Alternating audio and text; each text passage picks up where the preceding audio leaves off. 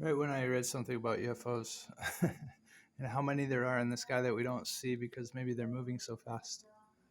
And I just looked out to see, I always look out the window. And there was this. Kind of looks interesting.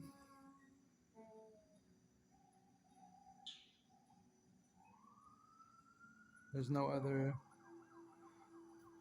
blue for a while.